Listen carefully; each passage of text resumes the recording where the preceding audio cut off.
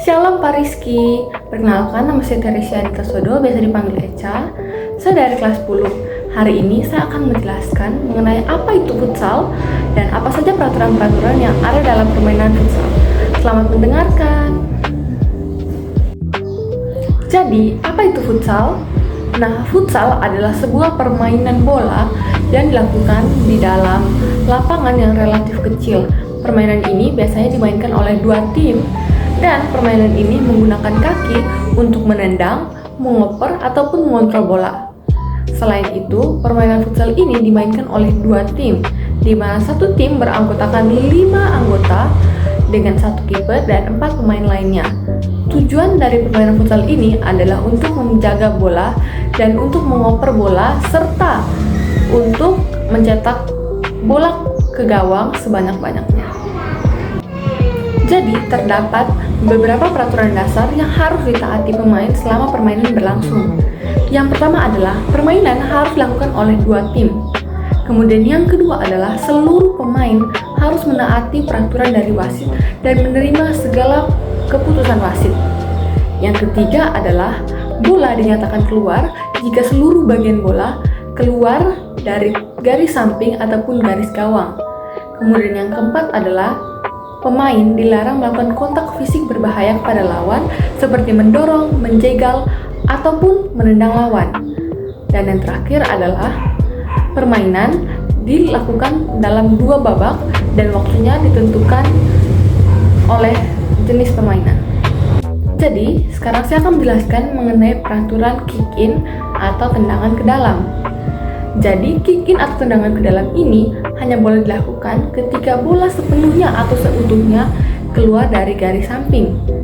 Dan kick-in ini dilakukan di titik keluarnya bola dan hanya pada pemain yang berhak. Tendangan ke dalam ini harus dilakukan menggunakan kaki dan dalam waktu 4 detik. Kick-in ini tidak bisa langsung mencetak gol. Yang berikutnya, saya akan menjelaskan mengenai pelanggaran-pelanggaran yang tidak boleh dilakukan oleh pemain selama permainan berlangsung. Yang pertama adalah menendang atau mencoba menendang lawan. Yang kedua adalah mendorong atau menjegal lawan. Yang ketiga adalah menarik atau menahan lawan. Yang keempat adalah melakukan handball atau memegang bola dengan tangan secara sengaja. Dan yang terakhir adalah semua permainan yang akan membahayakan lawan.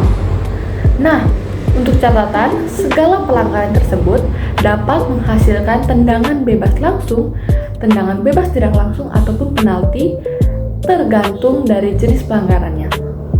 Selanjutnya, saya akan menjelaskan mengenai apa itu kartu kuning dan apa itu kartu merah.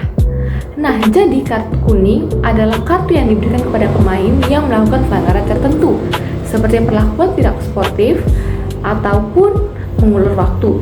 Sementara kalau kartu merah, pemain yang mendapat kartu merah akan dikeluarkan dari permainan karena melakukan pelanggaran yang serius ataupun mendapat kartu kuning kedua.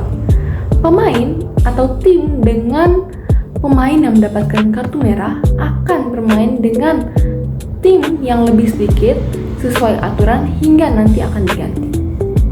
Sekarang saya akan menjelaskan mengenai peraturan dari kiper atau penjaga gawang. Yang pertama adalah kiper boleh menggunakan tangan di dalam area penalti sendiri. Yang kedua adalah kiper tidak boleh menguasai bola dengan cara yang melanggar batas waktu.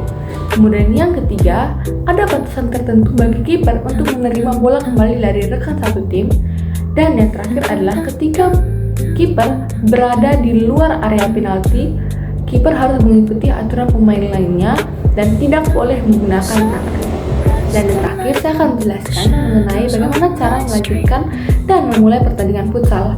Yang pertama, biasanya pertandingan futsal dimulai dengan kick off di tengah lapangan. Yang kedua adalah kick off tidak hanya dilakukan di awal permainan, melainkan ketika babak kedua ingin dimulai dan ketika sebuah gol telah dicetak. Yang ketiga adalah setelah bola keluar dari garis samping, biasanya dilakukan kick-in. Dan ketika bola keluar dari garis gawang, untuk melanjutkan permainan biasanya dilakukan goal clearance atau corner kick. dan itu tergantung dengan pemain mana yang terakhir menyentuh bola. Dan yang terakhir adalah ketika sebuah pelanggaran terjadi, biasanya akan dilakukan tendangan bebas atau penalti tergantung dari jenis pelanggarannya. Sekian video presentasi dari saya, mohon maaf jika ada kesalahan. Terima kasih.